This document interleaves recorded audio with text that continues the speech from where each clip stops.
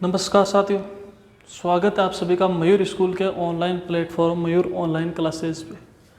जैसा कि हमारी रिवीजन क्लासें चल रही है, तो आज की ये जो क्लास होने वाली है वो क्लास 12th मैथमेटिक्स के लिए होने वाली है। एक्सरसाइज नंबर 4 डिटरमिनेट यानी कि सारणिक। इससे पहले एक्सरसाइज 3 की वीडियो आपको पिछले प्ले लिस्ट के अंदर मिल जाएंगे, आयु के सारे वीडियो।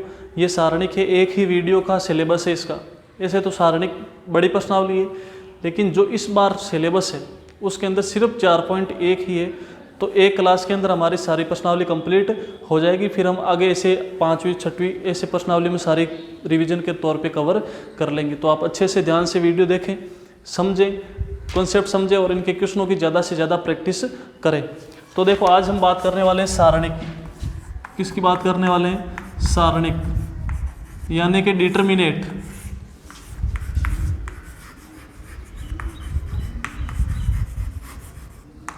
डिटरमिनेट की बात करने वाले। एक्चुअल में सारणिक क्या है? सारणिक और आव्यूह का सीधा सा कनेक्शन है। दो नाम पढ़े हमने, तीसरी प्रश्नावली पढ़ी हमने मैट्रिक्स, और अभी हम पढ़ रहे हैं डिटरमिनेट। दोनों में डिफरेंस क्या है? आव्यूह क्या होता है पहले तो ये समझिए। आव्यूह की कोटि कोई भी हो सकती है, आव्यूह का ऑर्डर कुछ भी हो सकता है। सबसे पहला अंतर तो ये है कि जैसे एक आव्यूह है 1 2 3 4, ये भी एक आव्यूह है 1 2, ये भी एक आव्यूह है, यानी कि आव्यूह का ऑर्डर कुछ भी हो सकता है। ऑर्डर नॉट फिक्स, यानी कि कुछ भी हो सकता है। लेकिन डिटरमिनेट के लिए ऑर्डर है। जब डिटरमिनेट यानी सारणी के ऑर्डर की बात करेंगे तो ये हमेशा नियत होता है। नियत का मतलब ये हमेशा स्क्वायर होता है, यानी कि वर्ग होता है। वर्ग का मतलब क्या हुआ? वर्ग आव्यूह क्या होता है? ऐसा आव्यूह जिसके अंदर पंक्तियों तथा स्तंभों की संख्या समान हो, वर्ग आव्यूह कहलाता है। तो एक वर्ग आव्यूह सारणिक हो सकता है। कैसे? इसकी कोटि क्या थी? 2/2। आव्यूह के अंदर ये कोष्टक के आकार का चिन्ह बनता है। नोटिफिकेशन ऑफ मैट्रिक्स सारणी के अंदर जैसे मॉड्यूलस होता है वैसे ही सारणी का चिन्ह होता है 1 2 3 4। ये तो है डिटरमिनेट और ये है matrix. And there are a lot of difference between determinant and matrix. सारणिक और आव्यूह के अंदर अंतर की बात करें तो इसमें एक बहुत बड़ा अंतर है। आव्यूह का हम आपको पता हो, ध्यान से सुनना इन अंतर को। आव्यूह का हम मान नहीं निकाल सकते, लेकिन सारणी का मान निकाल सकते। गलती से भी इसको डिटरमिनेट को मॉड्यूलस नहीं बोलना है। मॉड्यूलस और सारणिक में अंतर होता है। Clear my dear? आव्यूह का मान हम नहीं निकाल सकते, सारणी का मान निकाल सकते हैं। कैसे निकालेंगे अभी बात करेंगे। दूसरी बात, आव्यूह की कोटि कुछ भी हो सकती है। 1/2 2/2 3/3 3/2 2/3 1 1/1 2/2, कुछ भी कोटि हो सकती है। लेकिन डिटरमिनेट की सारणी की कोटि हमेशा स्क्वायर होती है, वर्ग होती है। 2/2 3/3 1/1 4/4। आई बात समझ में? अगली बात मोस्ट इंपॉर्टेंट, जब किसी भी संख्या को आव्यूह से गुणा करना हो, ध्यान से सुनेंगे। जब किसी संख्या को आव्यूह में गुणा करना हो तो वो संख्या आव्यूह के प्रत्येक अवयव से गुणा होती है। आव्यूह की क्लास में हमने इसकी बात की थी। क्या कहना चाह रहा हूं मैं कि जब किसी संख्या को आव्यूह में गुणा करना हो या जब किसी संख्या को आव्यूह से कॉमन लेना हो तो वो सभी अवयवों से गुणा होती है और सभी अवयवों से कॉमन आती है।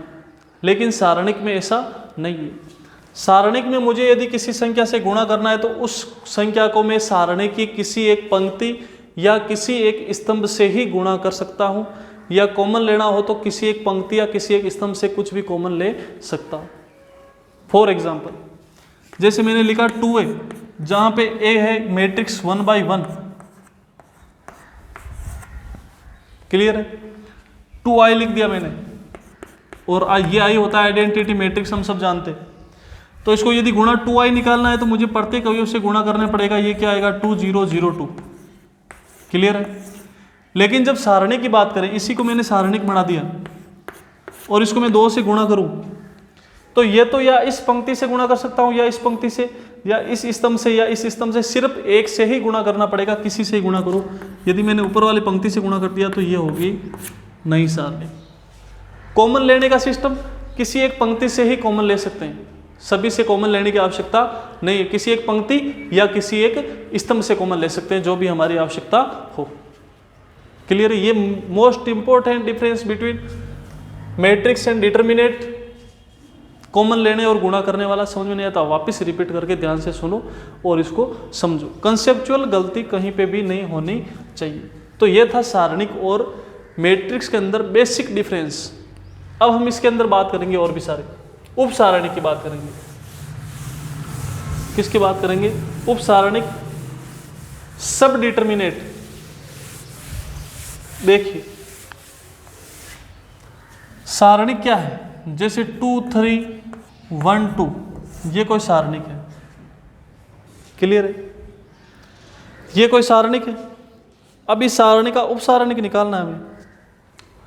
तो जब हमने मैट्रिक्स पढ़ी थी तो हमने ये पढ़ा था कि ये अवयव क्या होता है? A11, ये A12, ये A21, ये A22।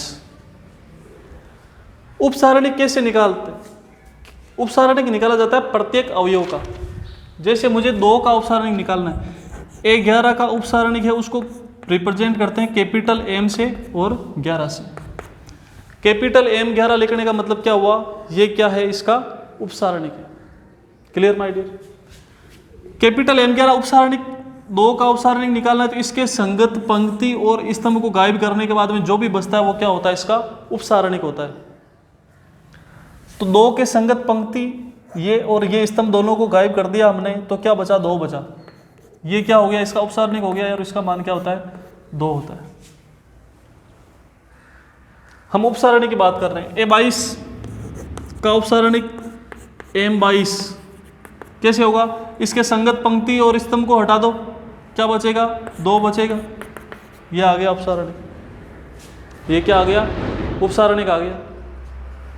तो ये तो हम बात की हमने उप सारणिक की। उप सारणिक। और अगली बात हम करने वाले मोस्ट इंपॉर्टेंट सहखंड। सहखंड, इसका उपयोग 5वीं प्रश्नावली में भी बहुत ज़्यादा 90% इसका उपयोग होने वाला है, इन दोनों चीज़ों का। तो उप सारणिक समझ में आई? 3x3 की उप सारणिक कैसे होती है? 3x3 की देख लेते हैं। 1 2 3 2 3 1 1 1 0। ये 3x3 की मैट्रिक्स से इसकी उप सारणिक की बात करते हैं। जैसे A की उप सारणिक, तो इसके संगत पंक्ति और स्तंभ को गायब कर दिया तो क्या बचा? 3 1 1 0। ये किसका मान है? M11। ये अवयव था हमारे पास A11। इसका उप सारणिक के लिए मैंने क्या बोला? उस अवयव के संगत किसी भी अवयव के निकाल रहे हो, 3 के निकाल रहे हो तो इस अवयव के संगत स्तंभ और पंक्ति को गायब कर दो, जो भी बच रहा है उसको लिख दो। अब ये 3x3 की थी तो हमारे पास 2x2 की प्राप्त हुई। और इसका सॉल्यूशन कैसा होता है? यहाँ से ये भी समझ लेना कि 2x2 की सारणिक का हल कैसे ज्ञात किया जाता है। तो ये 2x2 की सारणिक, इसका गुणा वज्र गुणा से हल ज्ञात किया जाता है। वज्र गुणा करो, 3 को 0 से 0, बीच में माइनस, 1 को 1 से 1, मान आ गया -1। तो इसका उप सारणिक क्या हो गया? -1। क्लियर है? और भी देख लो, किसी एक और अवयव का, एक का देख लेते हैं। ये कौन सा अवयव है? A23, 21 22 23। A23 का उप सारणिक क्या होगा? M23। इसके संगत पंक्ति और स्तंभ को गायब कर दो, क्या बचा? 1 2 1 1 1 2 1 1। ये क्या हुआ? इसका उप सारणिक। और इसका मान कैसे निकलेगा? इसको क्रॉस मल्टीप्लाई कर दो। 1 को 1 से 1, बीच में माइनस आता है। 2 को 1 से 2, 1 - 2 -1। तो M23 का मान कितना आ गया? -1। तो उम्मीद है कि आप किसी भी सारणी का उप सारणी के किसी भी अवयव का उप सारणिक निकाल सकते हो। नहीं समझ में आए तो वापस रिपीट करना, इसको ध्यान से सुनना और समझना, समझ में आ जाएगा। तो ये बात हमने किसकी की? उप सारणिक। अब हम बात करने वाले हैं सहखंड की। किसकी बात करने वाले हैं? सहखंड की। देखो उप सारणी का नोटेशन क्या होता है? MIJ।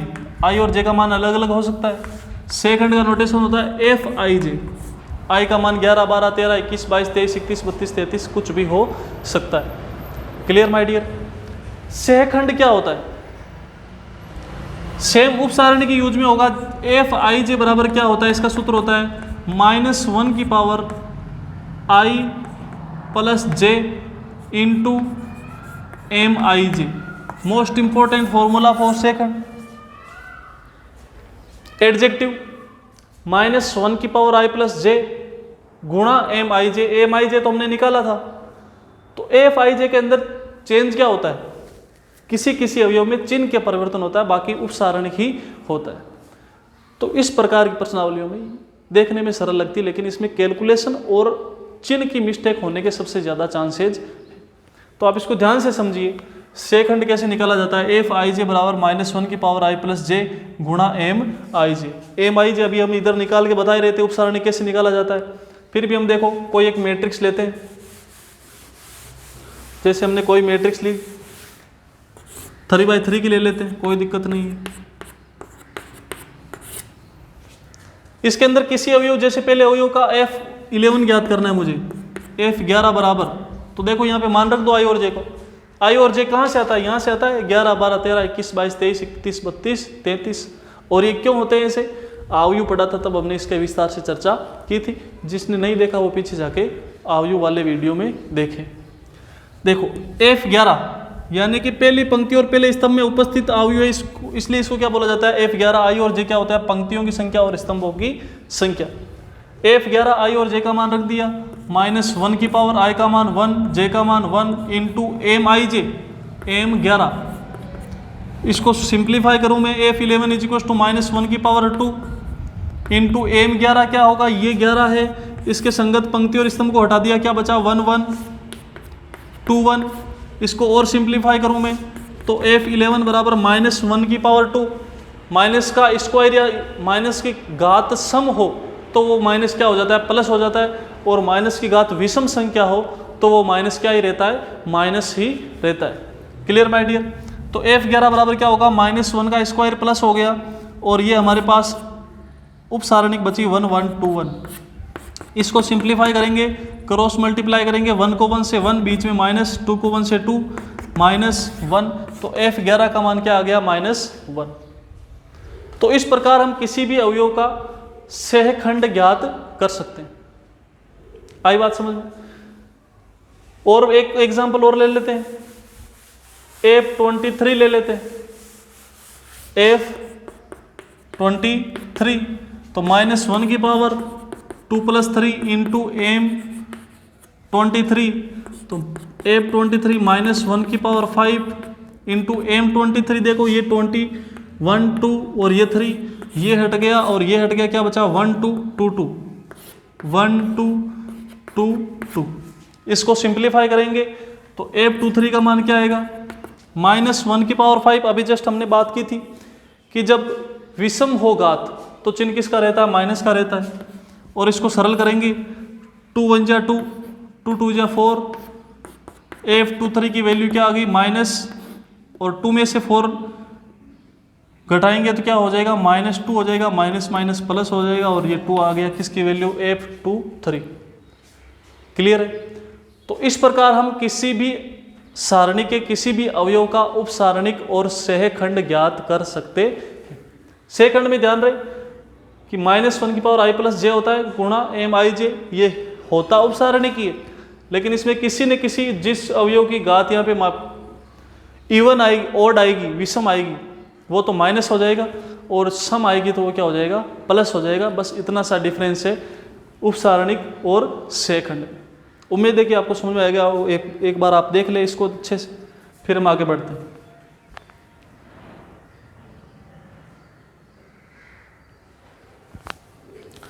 तो जो जहाँ तक इस ईयर के एग्ज़ाम के सिलेबस में आपके काम में आने वाली चीज़ें, उनकी चर्चा हमने कर ली है। अब हम चलते हैं एक्सरसाइज के ऊपर, वहाँ से हम क्वेश्चन करेंगे और ये प्रश्नावली कंप्लीट। 1 नंबर का क्वेश्चन आएगा, इस ज़्यादा क्वेश्चन आएगा नहीं, तो फटाफट से इसकी प्रश्नावली को कंप्लीट करते हैं। आप प्रैक्टिस कीजिए क्वेश्चनों की ज़्यादा से ज़्यादा। कोई कंसेप्ट समझ नहीं आ रहा था आप देखिए, समझिए और पूछिए, नहीं समझ आ रहा है, उम्मीद है कि समझ में आ जाएगा आपको।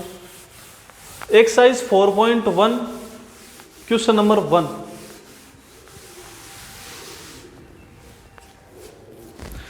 के किस मान के लिए सारणी का मान 0 होगा। देखिए क्वेश्चन नंबर 1 क्या बोल रहा है, एक डिटर्मिनेंट दी हुई है K2,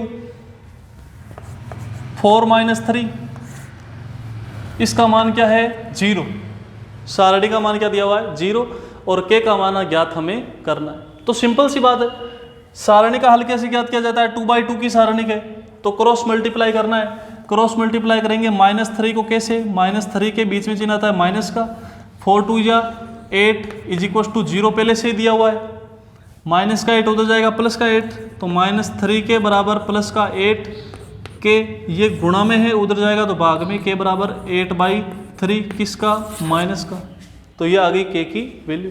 सिंपल सा क्वेश्चन है, हमें दिया हुआ था सारणी का मान 0 है, के का मान ज्ञात करना है, सारणी को सिंपलीफाई किया और के का मान आ गया। अगला क्वेश्चन देखिए आप, क्वेश्चन नंबर 2, यदि x y बराबर 2 और 4 हो, x y 2 4 बराबर 0 हो, तो x अनुपात y ज्ञात कीजिए, x अनुपात y ज्ञात कीजिए। तो सिंपल सा क्वेश्चन है, एक्चुअल में हमें यह समझने की आवश्यकता है कि x अनुपात y को किस प्रकार डिनोट करेंगे। जब x बटा y है तो ये क्या होता है, x अनुपात y होता है। तो एक्चुअल में हमें किसकी वैल्यू निकालनी है, x बटा y की वैल्यू निकालनी है।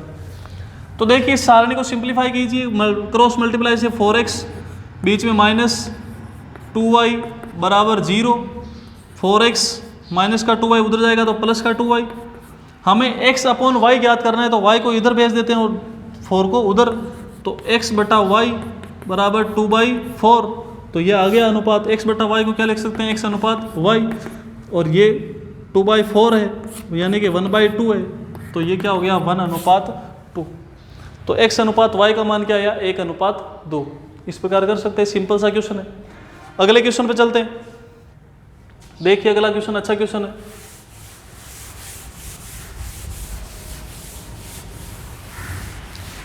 अगला क्वेश्चन है, यदि 2 3yx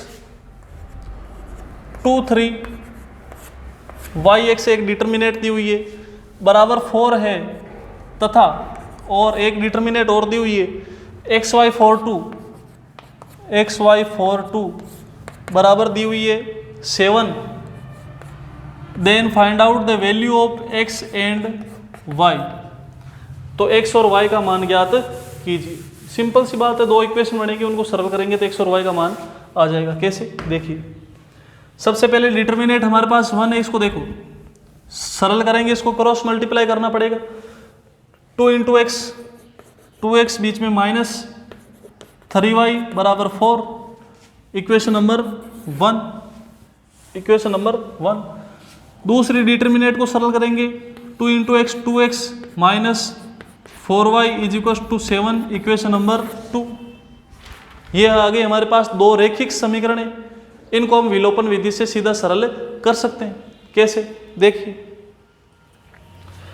अब यहाँ पे देखो दोनों समान है, चिन्ह चेंज कर देते हैं, माइनस प्लस माइनस, 2x से 2x कैंसिल, माइनस प्लस, अब इन चिन्ह का कोई मतलब नहीं है, माइनस प्लस माइनस यानी कि घटाना है, 3 में से माइनस का 3y प्लस का 4y प्लस का y बचेगा, बड़ी संख्या का चिन्ह प्लस का है, बराबर 4 - 7 -3, y की वैल्यू क्या आ गई -3, y की वैल्यू क्या आ गई -3। अब y की वैल्यू आप किसी भी इक्वेशन में रख दो, आ जाएगी। देखो इक्वेशन 2x - 3y बराबर 4, y की वैल्यू रखो 2x - 3 × -3 = 4, 2x minus minus plus 3 3 जा 9 = 4, 2x = 4 - 9, 2x = -5, x = -5/2।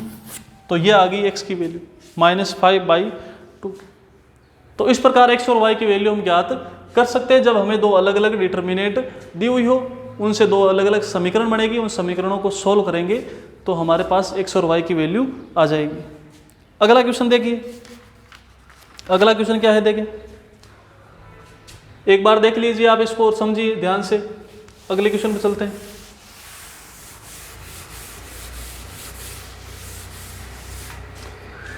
x - 1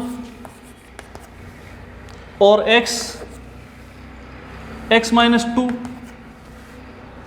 x - 3, is equal to 0 हो तो x का मान ज्ञात कीजिए। सिंपल सा क्रॉस मल्टीप्लाई कीजिए, x माइनस 1 को गुणा करना है, x माइनस 3 से बीच में चिन्ह आएगा माइनस का, x माइनस 2 को गुणा करना है x से, बराबर दिया हुआ है 0। क्या दिया हुआ है? 0। Clear my dear? तो देखिए इसको सरल करते हैं। इसको गुणा करेंगे, सबसे पहले x को इन दोनों से गुणा करेंगे, फिर माइनस 1 को इन दोनों से गुणा करेंगे। x को x से गुणा किया x स्क्वायर, x को माइनस 3 से गुणा किया माइनस 3x, माइनस 1 को x से किया minus x, minus minus plus 1 को 3 से किया 3, माइनस x को x से गुणा किया x स्क्वायर, यहाँ पे कोष्टक लगा दो क्योंकि यहाँ पे माइनस है तो चिन्ह चेंज होंगे।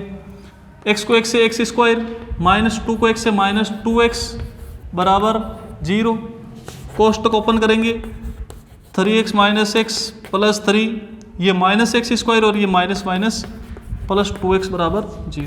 x स्क्वायर से x square cancel, minus 3x minus x, minus का 4x प्लस का 2x प्लस का 3 बराबर 0, माइनस 4x प्लस 2x कितना होगा? माइनस का 2x, माइनस 2x प्लस 3 बराबर 0, माइनस 2x बराबर माइनस 3 प्लस का उधर जाएगा minus minus minus plus x बराबर 3/2। तो x की वैल्यू क्या आ गई? 3/2। तो सिंपल सी बात है, जब सारणी का मान निकालना हो या मान दिया हुआ हो तो सिंपल सी बात है, क्रॉस मल्टीप्लाई करेंगे और उसका वैल्यू निकाल लेंगे। क्लियर है? अगला क्वेश्चन, अगला क्वेश्चन क्या है? निम्न सारणिकों में प्रथम स्तंभ के अवयवों की उपसारणिक एवं सेकंड लेकर उनका मान भी ज्ञात कीजिए। अभी जस्ट हमने पहले बात की थी कि किसी सारणी का उपसारणिक और सेकंड कैसे निकाला जाता है। एक दो अवयव का बता देता हूँ, फिर आप करना सारा क्वेश्चन। क्वेश्चन क्या है? 1 माइनस 3 2, 1 माइनस 3 2, 4 माइनस 1 2, 3 5 2। इसमें आपको प्रत्येक अवयव का उपसारणिक और सेकंड निकालना। हम रेंडमली किसी भी अवयव का निकाल लेते हैं। A22 का निकालते हैं, ये A22 है तो M22 निकालेंगे, यानी कि उपसारणिक निकालेंगे। उपसारणिक के लिए इसकी पंक्ति और स्तंभ को गायब कर देते तो क्या बचेगा? 1 2 3 2, 1 2 3 2, ये तो हो गई उपसारणिक। और इसका मान कैसे निकलेगा? वज्र गुणा कर दो, 2 माइनस 6 माइनस 4, और इसका सेकंड F22 माइनस 1 की power i plus j, 2 plus 2 4, और उपसारणी का मान कितना आया? माइनस 4।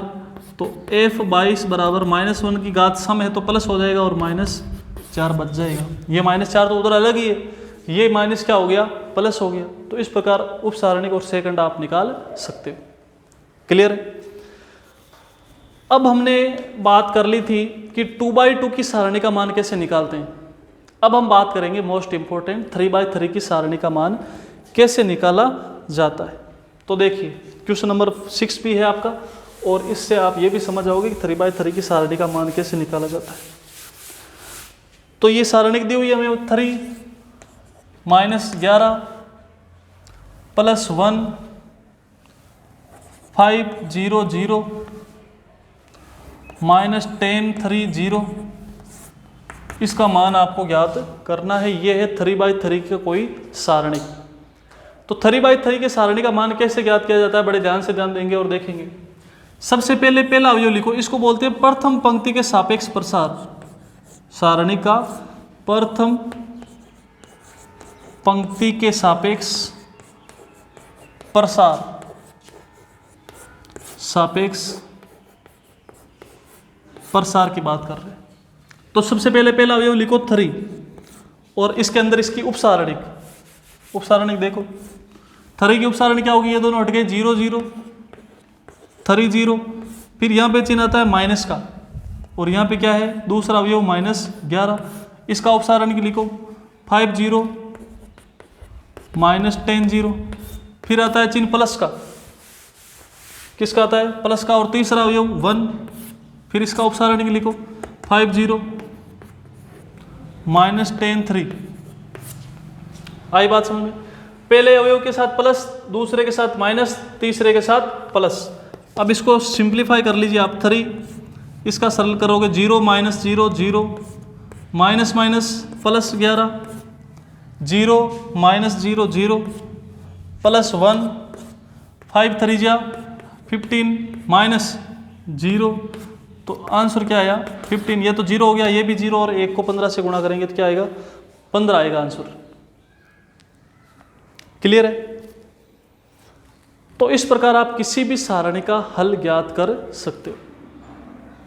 क्वेश्चन आप प्रश्नावली के सारे करना, तरीके से करना, उप सारणी को सेकंड निकालने वाले अच्छे से करना, और ये प्रश्नावली हमारी क्या हो गई है कंप्लीट। जो इस बार जितना भी सिलेबस है इसका वो क्या हो चुका है, इसका कंप्लीट हो चुका है। बाकी की बात करेंगे हम अगली क्लास में।